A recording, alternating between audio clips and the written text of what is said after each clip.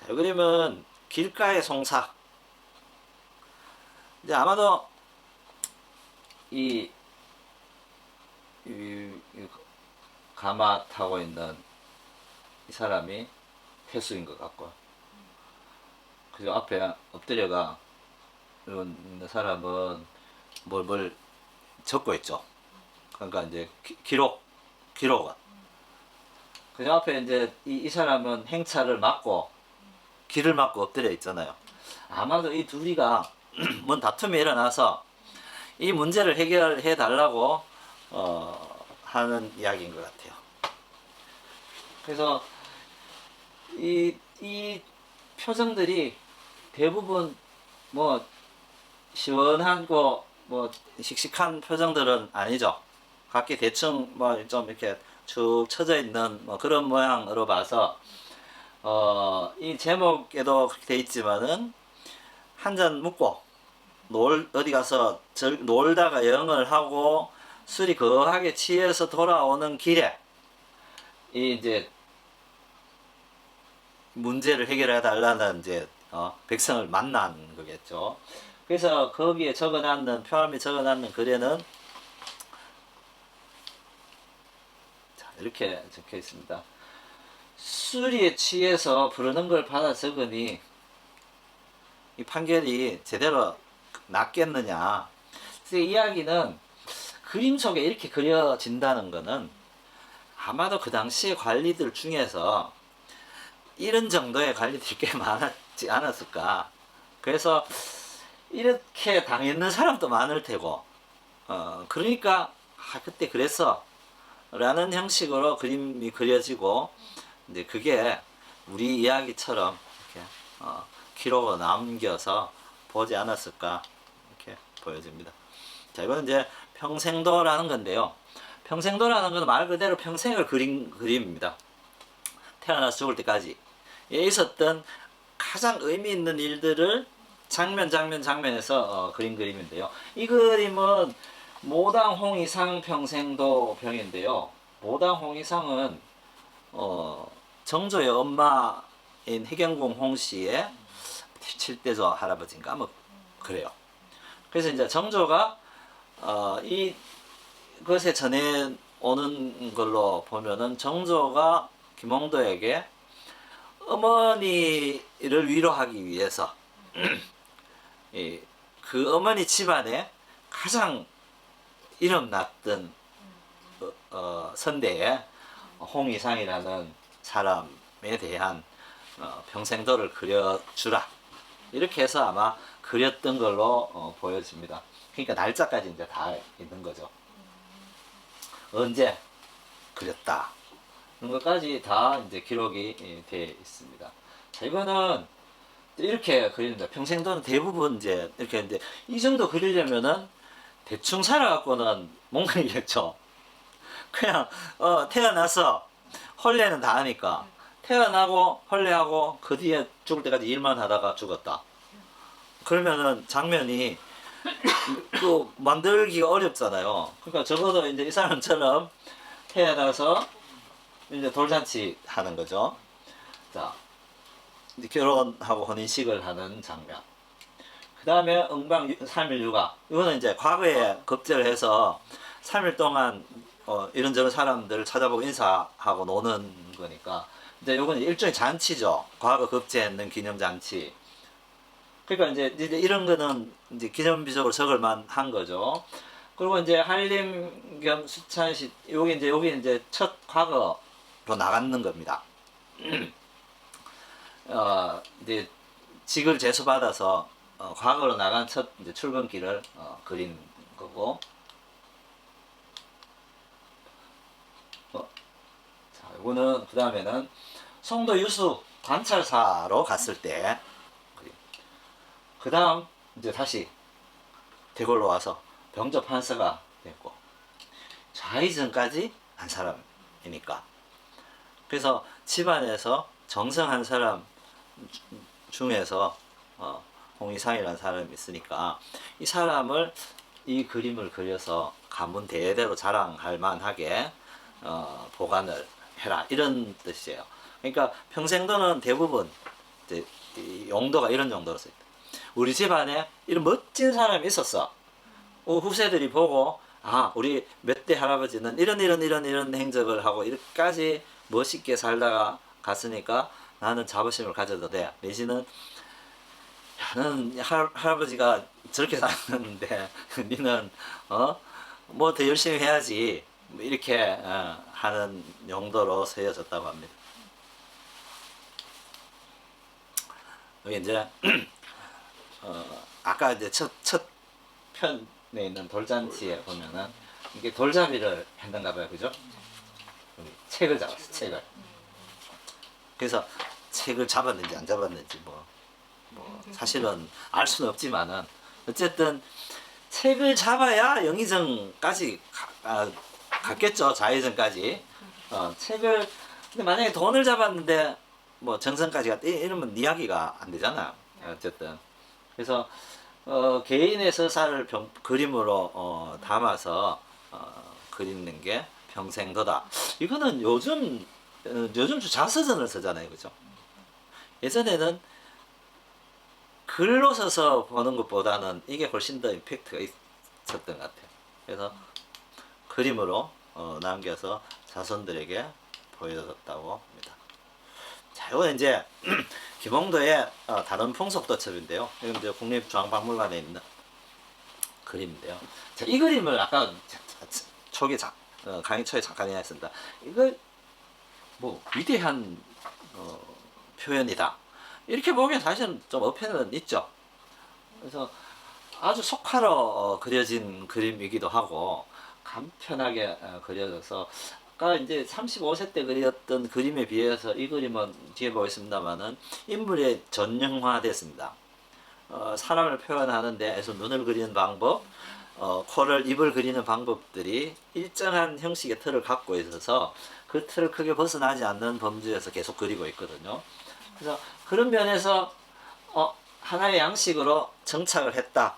이렇게 보여지기도 하고요. 이 그림은 어떤 사람들은 아마 이거 풍속과 교본을 만들기 위해서 밑그림으로 그려진 것 아니냐라고 보는 해석하는 사람도 있고, 그 이유로는 이게 그 김홍도의 그림 다른 그림들에 비해서 필선이 각하게 좋게끔 그어졌다.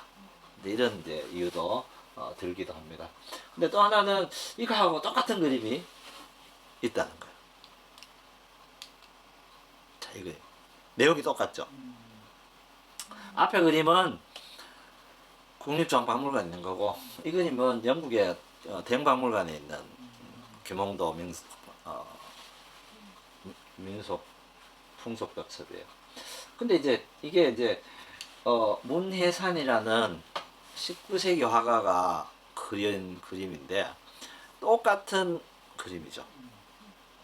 그러니까 이렇게 똑같은 게 있다는 걸로 봐서는 어쩌면은 김홍도 이전에도 김홍도가 그렸던 것과 같은 그림이 화본이 있을 수도 있다라는 이제 거겠죠.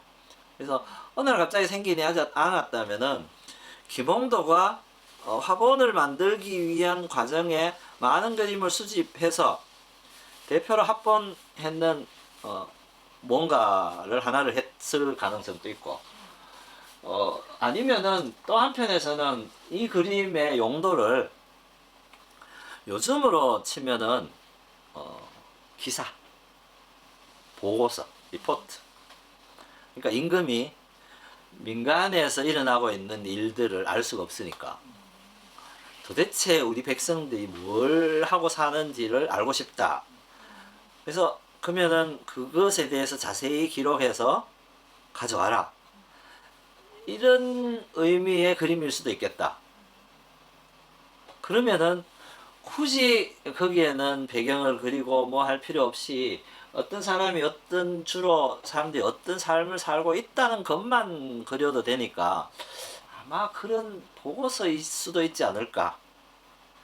왜냐하면은 다른 연유로 김홍도가 정조의 명에 의해서 보고서 형식의 그림을 그린 게 꽤 있거든요. 그래서 그런 걸로 보면은 그럴 가능성도 좀 있지 않을까.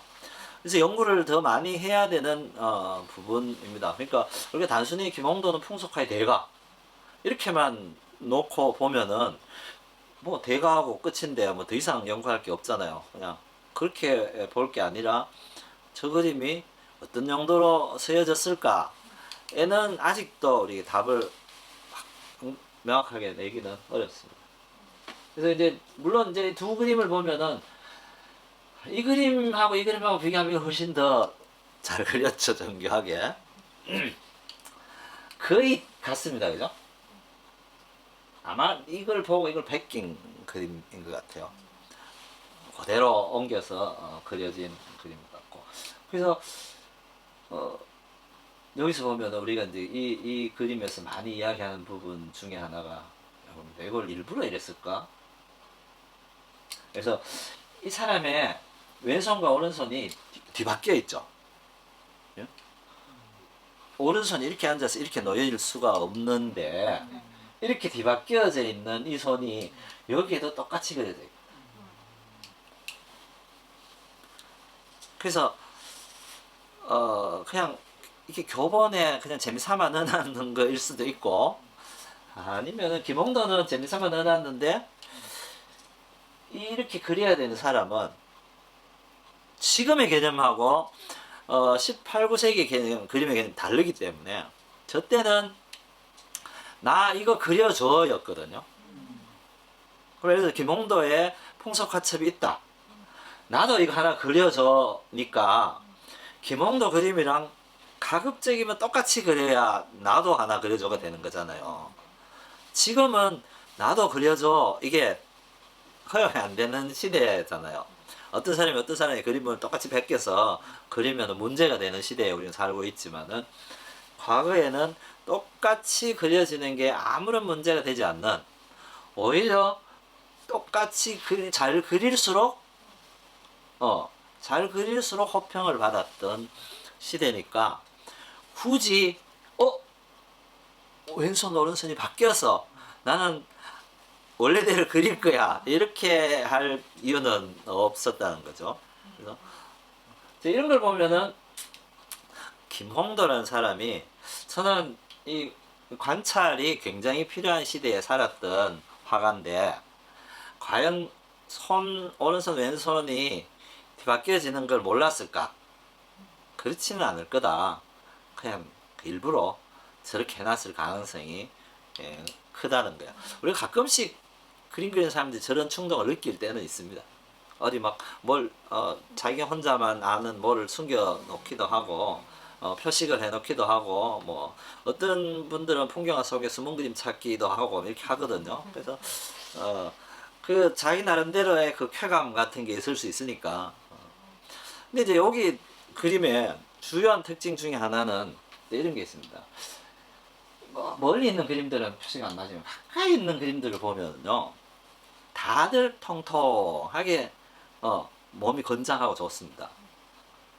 저 시대에 우리 그 19세기 사진을 보더라도 조선 사람들이 건장하고 좋고 이렇게 몸이 통통한 사람 없거든요.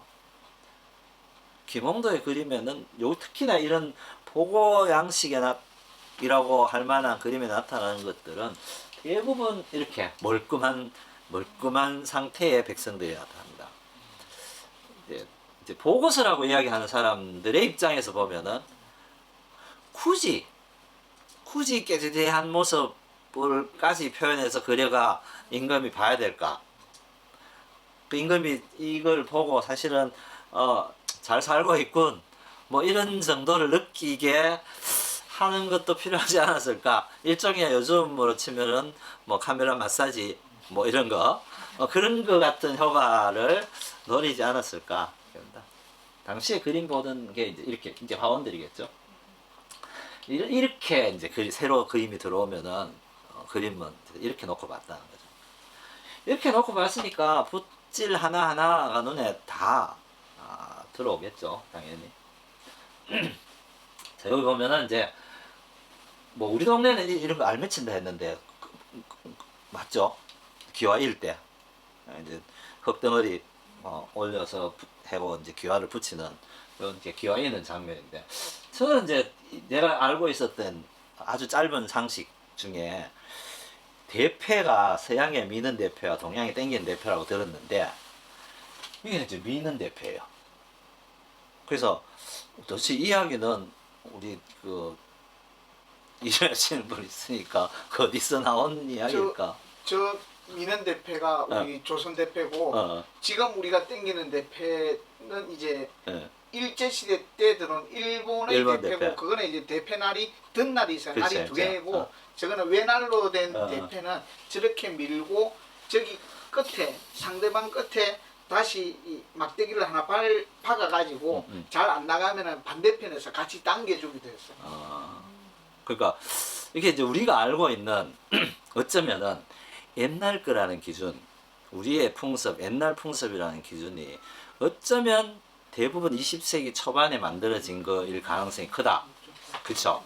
그러니까 우리는 그걸 옛날 거라고 생각했는데 사실은 따져보면은 그보다 옛날에는 그런 게 없었어.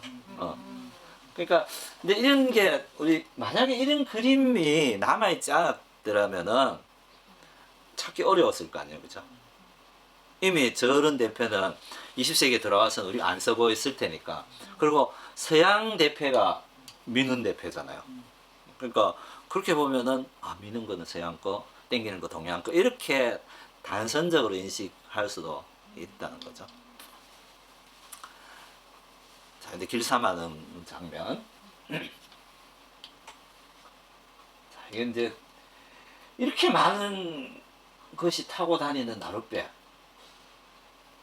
신기하죠?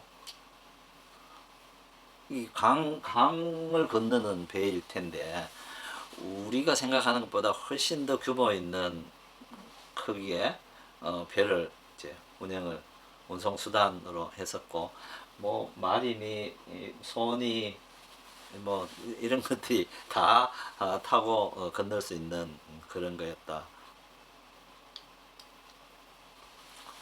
아까 그 봤던 그림에도 있었죠. 말 타고 가는 사람이 소 타고 가는 똑같은 장면이 여기는 이제 요 장면만 화면 안에 이제 있는 거죠. 아까 그 그림은 굉장히 큰 그림이었고 이 그림은 사실 조그만한 거예요. 하츠업이니까 보통 A4 용지보다 조금 크거나 뭐 A4 용지 한 장 반 뭐 이 정도 커봐야 A3. 이 소도요. 이때 이전에 소들은 실제 우리나라의 소가 잘 안 그려졌어요. 대부분 이제 물소. 그림 속의 소는 대부분 물소였어요. 왜냐하면은 그림 속의 소는 화본에 나오는 소는 대부분 중국 남방 쪽에 있는 소니까 그 소를 그렸는데 18세기가 되면서 관찰해서 그리기 시작했잖아요. 그러니까 관찰해서 그리니까 소도 우리나라에 있으니까 그 우리나라의 소를 관찰해서 그리기 시작한 거죠. 그러니까 한우가 이제 이때부터 사실은 그림 속에 나타나는 거죠. 이제 담배 설고 대장간 이런 장면들은 보면 예를 들면 대장간 그림은 앞에 우리가 잠깐 언급했던 조영석이나 공제 윤두서나 이런 사람의 그림에 대장간 그림이 있거든요. 이게 벌써 김홍도보다는 한 50년, 60년 앞선 사람들인데 그러면 5, 60년 전에 이미 이런 풍속화가 그려지고 있었다는 거죠. 그러니까 어쩌면은 김홍도는 아까도 얘기했지만 집대성에서 한 권의 책 안에 다 이렇게 교본처럼 넣어놨는 사람일 수도 있지 않을까 이렇게 보여집니다. 근데 어떤 사람들은 이럽니다. 이 둥근 구도가 뭐 어쩌고 뭐 이게 뭐 우주를 상징하니 뭐니 뭐 이렇게 해석하는 사람들 많아요. 근데 우리가 참 사실 간과하고 있는 것 중에 하나가 화원이라는 신분, 조선시대 18세기의 화가라는 사람들의 삶이 거기에까지 영향을 받고 공부를 할 만큼 될 수 있는가? 참 불가능하다 봐요. 김홍도의 전기를 보면은 밥을 제대로 먹고 살았는 날 수가 얼마 안 돼요. 그러니까 우리는 뭐 그림 한 점에 예를 들어서 뭐 30냥, 330냥, 3000전 한 냥이 100전이 한 냥인가요? 그런 것 같아요. 아니 100전이 3000전을 받아서 뭐 꽃 매화도 사고 술 사 먹고 집에 얼마 안 갖다 줬다 걷는 기록 보면은 그게 시전이 한 냥이 300냥이면은 너무 크거든. 그러니까 300냥씩 되는 경우는 없었거든요. 그걸 보면은 30냥 정도 될 텐데 그걸 요즘 사람들이 어떻게 해석하냐면은 18세기 말의 30냥은 한양에서 초가집 한 채값. 이걸 요즘 사람들이 지금 서울에 보통 사람들이 사는 집 한 채값 이렇게 생각하는 거야. 기와집 한 채가 300냥, 200냥에서 300냥. 근데 한양에 큰 기와집이 300냥 했다는데 그림 값으로 300냥을 받으면은 이걸 어떤 사람들 이렇게 해석합니다. 지금 서울에 집 한 채, 아파트. 그래서 강남에 아파트 한 채 같으면 30억. 그러면 그림 한 점에 30억. 이렇게 계산을 하는데 사실 그게 아니라는 거죠. 기록을 여기저기 다 모아보면은 당시에 한양 생활하는 양반집 자제들이 한양 생활할 때 들어가는 한 달 생활비가 300냥 정도였다고 하니까 결국은 지금 그냥 중산층쯤 되는 사람들의 한 달 생활비가 그 당시에 300냥 그림값으로 치면은 기와집 한 채 값. 그러면 지금 중산층의 한 달 생활비가 한 달 급료가 아니고 한 달 생활비가 한 400만 원 정도 된다 치면은 그림값이 400만 원 정도에 해당하는 거겠죠. 지금의 400만 원. 그걸 기와집 한 채가 큰 평수 아파트 한 채로 이렇게 치환하면은 20억, 30억이 되는데 생활 속에 쓰여지는 재화의 양으로 따져서 보면은 그림값이 그렇게 비싼 수는 없다. 화첩 한 권에 보통 15점, 20점씩 이렇게 들어가는데 그게 한 30냥 정도 했다 하니까 그렇게 큰 돈은 아닌 거죠. 근데 그거는 1년에 한 번 받을까 말까 한 주문일 거 아니에요. 그리고 내가 아까 우리 담조를 모여서 그림 봤잖아요. 이 그림은 내가 직접 주문받아서 이렇게 주는 게 아니고 화상들이 주문을 해서 그러면 화상이 얼마 띄어야 될 게고 중간에 뭐라도 또 이렇게 사용료처럼 이렇게 이런 과정을 다 거쳐 보면은 지금이나 옛날이나 결국 300만 원 받으면은 내한테 떨어지는 돈은 뭐 한 100만에서 150만 정도 이 정도 되겠죠. 그러면은 결국 먹고 사는 거 빡빡하게 살 수밖에 없는 거였는데 언제 뭐 유학 공부하고 뭐 언제 뭐 하고 하겠어요. 그러니까 뭐 시를 한두 수 이렇게 적어놨다고 해서 학식이 그렇게 높았다고 보기는 어렵고 아마도 환경이라는 게 그런 환경에서 그림을 그린 것이니까 그림 속에 대단한 뜻을 자꾸 넣어서 보려고 굳이 노력할 필요는 없다는 거죠. 그래서 왜 그렇게 보냐라고 저는 곰곰이 생각해 보니까 그림에 볼 게 별로 없어요. 실제로. 저 이 그림에 볼 게 뭐 있어요?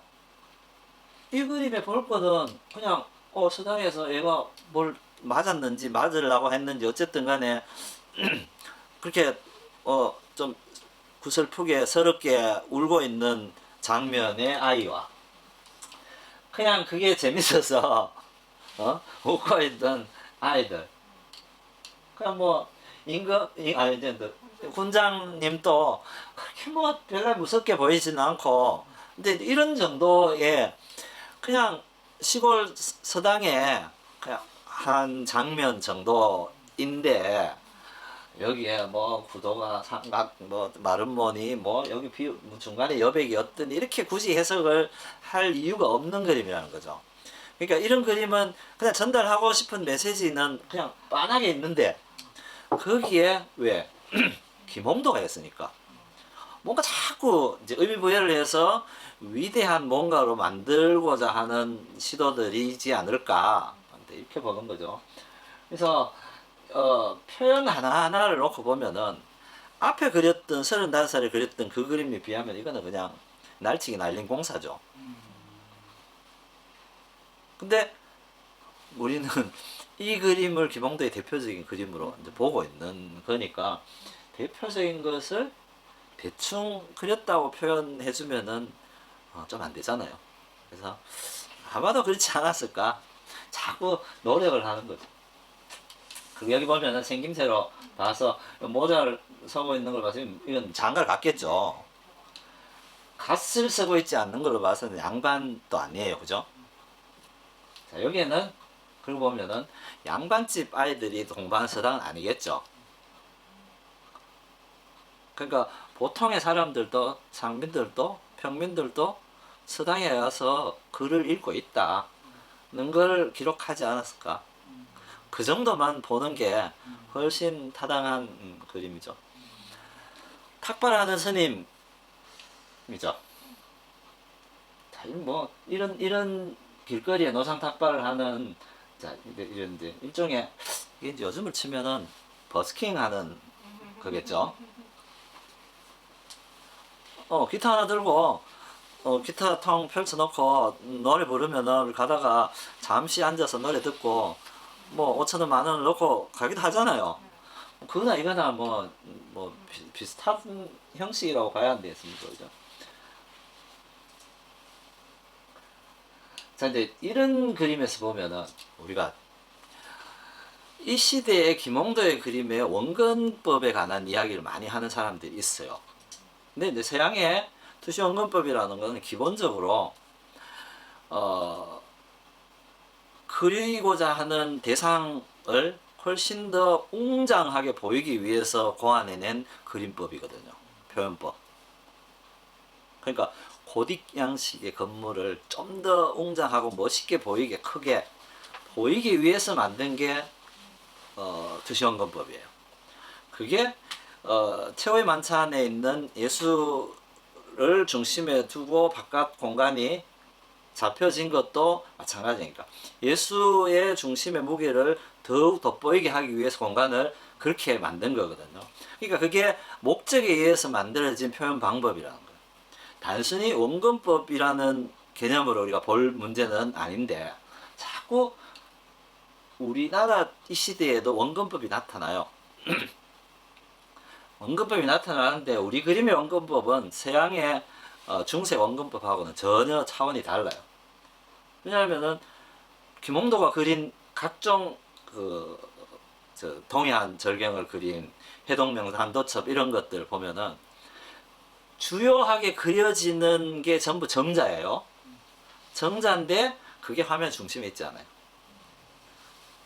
단지 큰 풍경이 넓은 공간을 형성하고 멀리까지 앞에 건 크고 뒤에는 작게 그렸다는 정도만 있는 거지.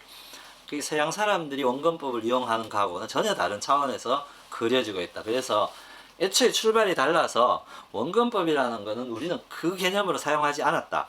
그러니까 굳이 서양의 영향을 받았다 안 받았다라고 자꾸 논할 이유가 없는데 계속 우리는 뭔가 서양의 영향을 받으면 그게 선진적인 것 같고 더 뭐 앞서 나가는 것처럼 보여져서 그런지 과도하게 아까 의미를 부여하는 것처럼 서양 중심적으로 계속 보고 있다.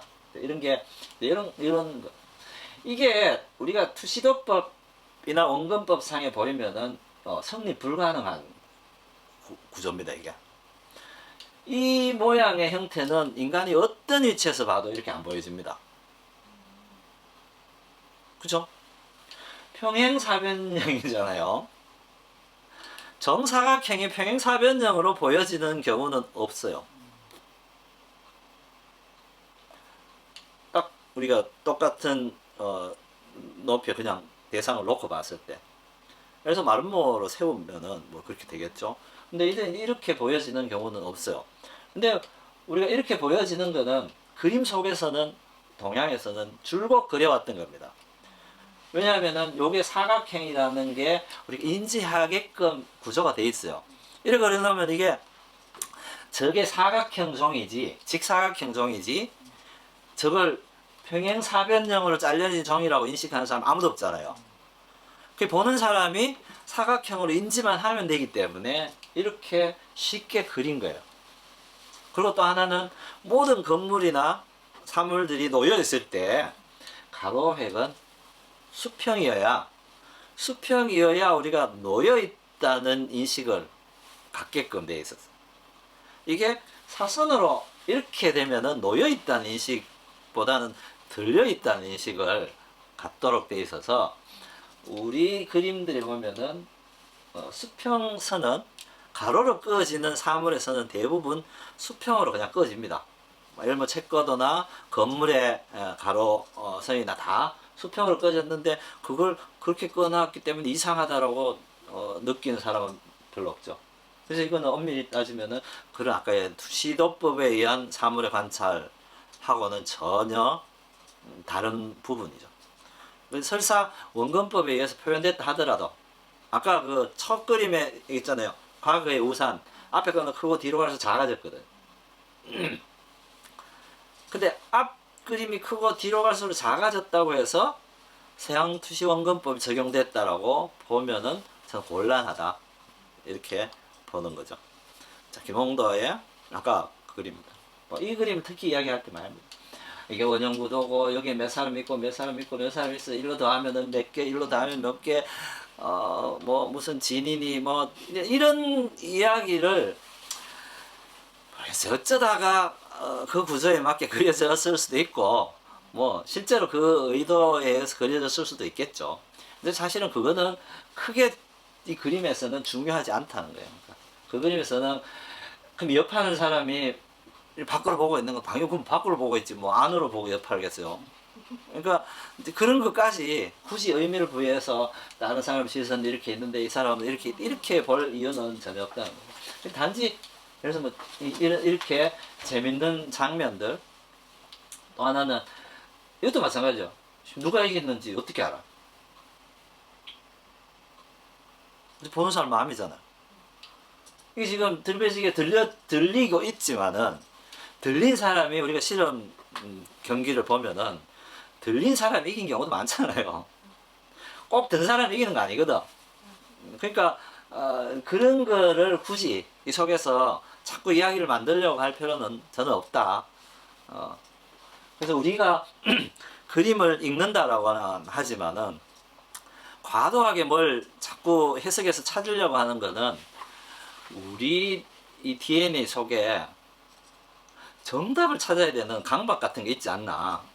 뭐든지 정답이라는 게 있다라고 생각을 하면은 그걸 찾고 싶은 거죠. 그래서 이 그림에도 김홍도가 뭘 하여튼 간에 주려고 했을 텐데 그걸 찾고 싶은 마음 뭐 이런 거 있죠.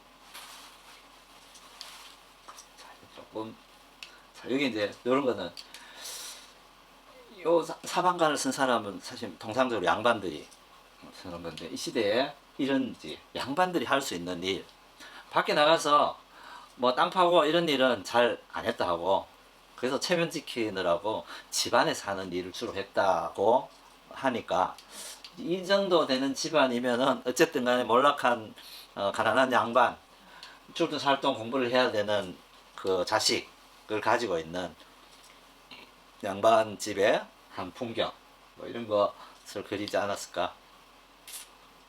당연히 시장 가는 근데 대부분 말을 타고 가죠. 이게 생각보다 당시에 장사하는 사람들이 부유했다는 증거이지 않을까. 이거는 말이라는 게 18세기의 말은 굉장히 귀한 거고 비싼 거고 요즘으로 치면은 억대 스포츠카에 해당하는 거일 텐데 그게 이렇게 장사치들이 무시로 타고 다닐 정도면은 적어도 이때 장사하는 사람들은 우리가 그때 생각하는 것보다 훨씬 더 잘 살았을 가능성이 크다. 그럼 당연히 잘 살았으니까 뭔가 더 하고 싶은 게 있었을 테고, 그게 그림 쪽에도 문학 쪽에도 관여되지 않았을까 이렇게 보는 거죠. 뭐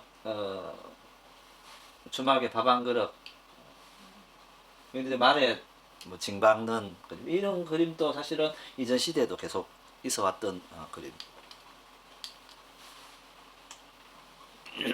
아까 이제 그 바닷가에 뭐 싣고 가는, 여기는 위에 뚜껑 있는 걸로 봐서 뭐 젓갈이나 뭐 이런 종류를 이제 담아가는 거일 테고, 그죠? 여기 보면은 좀 약간 좀 의외의 왼손잡이 활 있잖아요. 그래서 왼손 좌우가 이게 우리가 오른손이라고 하는 것, 좌우의 개념, 이 오른쪽 왼쪽, 이게 뭐 저는 뭐 국문학자가 아니어서 뭐랍니다. 하여튼 오른손 바른손 이런 말을 했잖아요. 그러니까 우리가 오른손을 써야 된다는 게 언제부터였을까? 주로 오른손을 쓰게 한 게, 이게 아마 집단적으로 뭘 해야 되는 시기, 이것도 일제강점기에 만들어진 뭐이지 않을까. 그래서 규격화된 인간이어야만 편리해지는 뭔가가 있었으니까 사람들이 다 한쪽으로 서게끔 했는데, 실제로는 이 시대에는 우리가 가만 놔두면 좌우 서는 사람이 의외로 왼쪽 서는 사람이 많다라고 하니까, 왼손 양손 서는 사람들이 훨씬 지금보다 많았을 수도 있지 않았을까. 그림에 활 쏘는 사람이 왼손으로 서는 게 나오는 걸로 봐서. 자, 마상청행도라는 최근에 이제 보물로 지정된 그림입니다. 말을 타고 지나가는 선비가 포도나무에 이렇게 꼬리가 지저귀는 소리를 듣고 잠깐 서서 그 소리에 반응하는 그 장면을 그린 그림인데요. 이제 아까 우리가, 아이고, 자, 이게 이제 여기에 쓰여지는 것을 보통은 이제 그림을 그려놓고 이제 그림에 관한 제목도 쓰고 내용도 쓰는데, 이걸 이제 화제라고 하죠. 화제라고 하는데, 여기 이제 설명해 놨는 것처럼 발문이라고 해서 다른 사람이 그림을 보고 서는 것도 있어요. 아까 표암이 섰다라고 해놓은 글들이 계속 있었잖아요. 그러니까 실제로 그림은 김홍도가 그리고, 그림을 본 감상문 내지 평은 표암 강세왕이 계속 그림에 써놨는데, 이 그림은 김홍도가 그리고 이 인문이 감상하고 글을 써놓은 거예요. 그래서 뭐 이 그림에 관한 설명에 해당하는 거겠죠. 자기가 보고 그 설명을 써놨는 건데, 둘은 친구 관계여서 서로의 그림에 대해서 써주기도 하고 받기도 하고 아마 그랬던 것 같아요. 그래서 이 그림의 이 내용도 중요하지만은, 이 그림이 가지는 회화사적 의미는, 여기가 다 비었잖아요. 근데 이제 풍속화, 김홍도의 풍속화 이전의 걸 보면은 그 산수가 다 그려지고 인물들이 배치가 됐었죠, 병풍에는. 그 뒤에는 인물들만 그려지고 배경이 없는 거였잖아요. 근데 이제 이때가 되면은 한 장면만 딱 그려지고 나머지는 다 없애는 그림이 나타난다는 거죠. 그래서 이제 김홍도가 만들어낸 특별한 구도법인데, 특정한 한 부분만 그리고 나머지는 다 생략하는. 그러니까 이전에도 없었고 이후에도 별로 그려지지 않는 이제 독특한 형식의 그림이 그려지게 됩니다. 그래서 아마 이거는 이게 쓰여지지 않았더라면은 훨씬 공간이 좀 황했을 수도 있겠죠. 요거는 일종의, 혹시 이제 그 어디 여행 가서 경치 좋아서 이렇게 사진 찍어본 기억들 있죠. 근데 집에 와서, 요즘은 바로 보니까, 옛날에는 다 찍어 왔는데 집에 와서 보면은 이상해. 내가 본 그 풍경이 아니야. 그때 분명히 멋있었는데 사진 딱 빼보면은 볼품없는 풍경. 이런 경우가 있거든요. 그래서 이제 그게 왜 그럴까? 렌즈 하나의 눈이 보는 이제 사실은 왜곡이죠. 그러니까 원근이 우리는 두 눈으로 보니까 공간이 훨씬 실제감 있게 보이는데 카메라 렌즈는 가까이 있는 거 크게 보이고 멀리는 작게 보이니까 실제 우리 눈으로 보는 만큼 사진 속에 표현이 안 돼요. 그럴 때 사진사들이 찍은 사진을 보면은 잘 그려져 있어요. 또 멋있어. 어떻게 하냐? 이렇게 멀리 있는 풍경을 탁 찍잖아요. 그럼 위에다가 나무 가지를 하나 탁 넣든가 가까이 있는 뭔가 큼직한 걸 하나를 배치를 해줘요. 그러면은 갑자기 편편하던 화면이 공간이 확 생겨. 그래서 이제 그런 느낌이에요. 이게 글이 없다면은 여기가 그냥 평면처럼 밋밋할 텐데 이 발문이 하나를 적어 넣음으로 해서 공간이 완성된 듯한 그림이죠. 그래서 도장을 찍을 때도 저런 공간을 찾아서 찍습니다. 그림에는.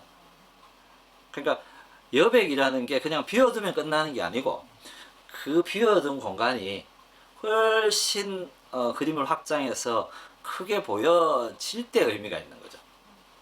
김홍도의 그림에는 그 여백이 후기로 갈수록 많이 나타나는데 이제 그런 극적 효과를 보기 위한 거죠. 이건 이제 이한철이라는 화가가 그린 평생도인데요.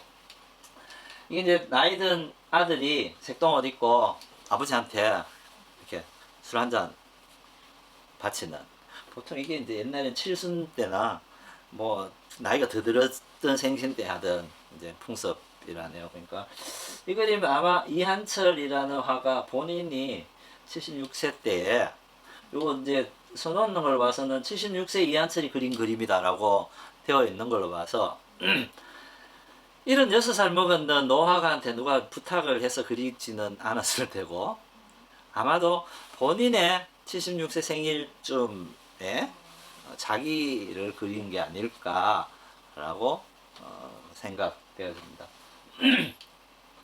왜냐면 축하하러 온 사람들일 테고, 그죠?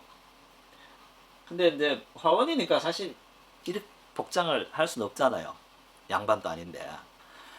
근데 이제 이 김홍도의 자화상 같은 유의 그림들 보면은 이 복장을 하고 앉아서 뭐 있는 그림들이 꽤 있거든요. 그래서 그림은 뭐 어떻게 그리든 내만을 위해서 그린 거니까 뭐 크게 상관은 없겠죠. 뒤에 재밌는 그림이 있어서 요게 이제 가끔씩 식당에 있더라고요, 요새는. 성엽이라는 사람의 풍속화인데 이제 소풍 와서 그냥 재밌게 먹고 마시고 노는 거죠. 이게 이제 화로에 숯불을 피워서 요게 뭐겠어요? 쇠로 된 김시섭이 쓰고 다니던 쇠 가시랍니까? 번거지. 무쇠 모자. 이렇게 무쇠 모자가 유사시에 이 불판으로 서야 된다. 그래서 여기에 이제 불판에 위에 고기를 굽고 구멍 난 데는 보글보글하게 전골처럼 국물을 해서 먹는, 이게 이제 요 당시에 18세기 말 19세기에 유행하던 바깥 놀이 형식이랍니다. 그래서 기록들 중에서 소를 너무 많이 잡아먹었고 소를 못 잡아먹게 하는 법을 뭐 해야 된다는 기록도 있고, 그래서 그림에 이 정도 나타날 것 같으면은 웬만한 사람들은 다 이런 즐거움을 누리지 않았겠어요, 그죠? 여기는 보면은 이렇게 이제 요것도 참 재밌는 현상인데요. 칠연시잖아요. 근데 문인들이 쓴 글에는, 그림 속에 문인들이 쓴 글에는 다 7자씩 탁탁 맞춰서 놨어요. 화가들이 쓴 글은 7자씩 맞춰서 놨는 게 하나도 없어. 다 이렇게 형식을 깨놨어요. 아마 이거는 글로 보지 않고 글도 그림의 일부로 화가들은 봤을 거다. 우리가 이제 그림시 같은 거 있잖아요. 시를 글자로 내용과 상관없이 전체 시 인쇄했을 때 모양을 글씨로 해서 하는 시들도 있는 그런 것처럼 이렇게 형식을 흐트려서 이 화면 구조에 어떻게 하면은 덜 답답하고 잘 어울리게 할 것인가 이런 연구들이 많았던 것 같아요. 대부분 정선의 금강전도에 보면은 글씨가 전부 나눠져 있죠. 이렇게 이제 긴 줄 짧은 줄 이렇게 해서 들쭉날쭉하게 산의 모양하고 좀 잘 어울리게 하는데 뭐 이런 그림 그리는 사람들의 연구가 아니었을까. 크게 뭐 중요한 거는 아니겠죠. 근데 그림 그리는 이들에게는 눈에 보이는 화면이 굉장히 중요한 거니까. 그래서 이게 이제 같은 그림이죠. 기록된 걸로는 여기 이제 김홍도가 25살 때 그렸던 풍속화 첩이라고 나와 있습니다. 그래서 이 사람은 18세기 사람이고 이 사람은 19세기 사람이니까 이 그림을 보고 이 그림을 그대로 옮겨 그린 거겠죠.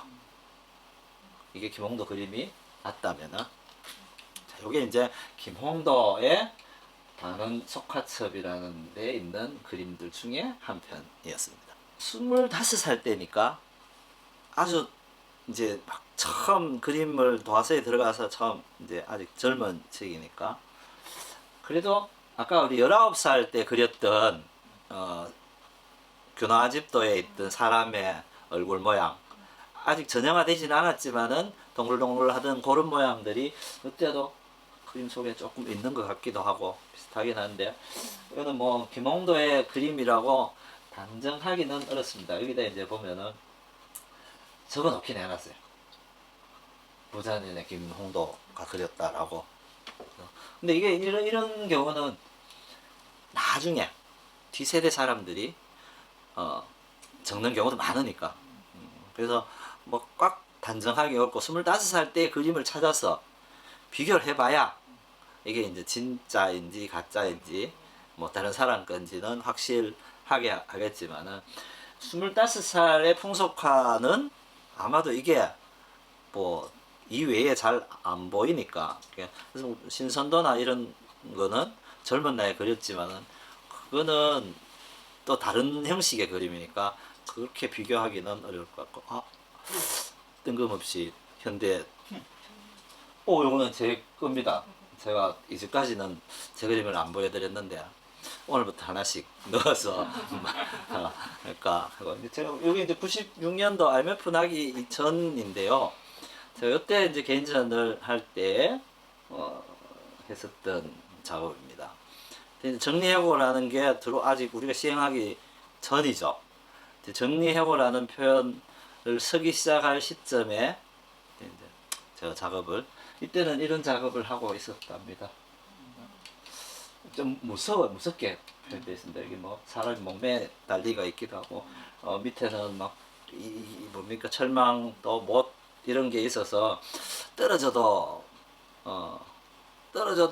안 되고 달려 있어도 안 되고 어떻게 불가항력적인 당시에 노동자들의 상황 뭐 이런 거를 제가 이제 표현을 한 건데 그때는 뭐 진짜 저 청년 시기여서 열심히 그냥 외치고 있을 때여서 주로 작업들이 이런 작품 이게 이제 제목은 당신도 예외일 수 없습니다 라는 건데